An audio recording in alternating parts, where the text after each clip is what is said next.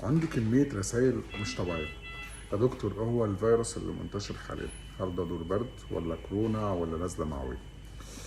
الدور اللي ماشي اليومين دول مش دور واحد، ده مجموعة فيروسات. احنا في موسم مزدحم بفيروسات شغالة مع بعض، وده مخلي الأعراض تختلف من شخص للتاني. واحد أعراضه بسيطة بتخف بسرعة، واحد أعراضه متوسطة، وفي ناس حالتها بتسوء جدا لحد ما تحتاج رعاية مركزة زي كبار السن والناس اللي أصحاب أمراض مزمنة أو الأطفال.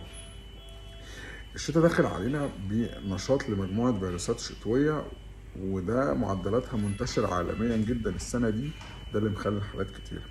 أول فيروس هو فيروس المعدة الشتوي أو النورو فيروس، وده مسؤول عن أغلب حالات القيء والإسهال والترجيع والمغص والحاجات دي كلها، خصوصا في الأطفال وكبار السن. فيروس عادي جدا، بس خطورته إنه ممكن يدخل في جفاف شديد، يعمل قصور حاد في الكلى اللي بتأثر على مستوى المعادن وغازات الدم، وممكن يتحجز فيها في المستشفى. تاني فيروس معانا هو الريسبيراتوري سينسيتيال فيروس، اللي هو الفيروس التنفسي المخلوي، وده مسؤول عن دور برد عادي. بيجيلك أعراض البرد اللي هو احتقان، تكسير في الجسم، التهاب في الحلق، وبيعمل لك التهاب رئوي لو مناعتك ضعيفة، وخصوصا في الأطفال.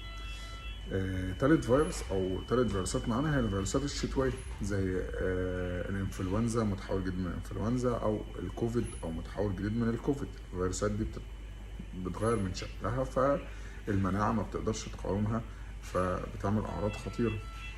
تبدا معاك بتكسير في الجسم، حراره عاليه، احتقان، التهاب في الحلق، مش قادر تقوم من السرير.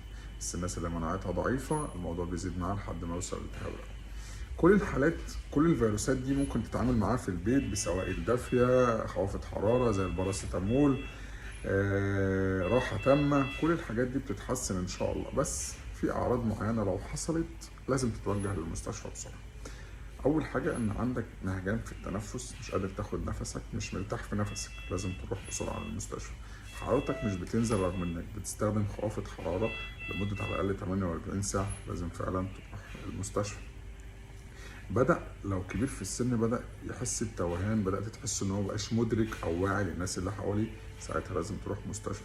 بدأ كمية الأكل والشرب اللي بياخدها تقل، لازم فعلا تروح تعمل مستشفى. كل الأعراض دي لازم تروح فيها فعلا لأقرب مستشفى عشان تنقذ نفسك أو تنقذ المريض لو من أهلك. ربنا يحفظكم وسلام.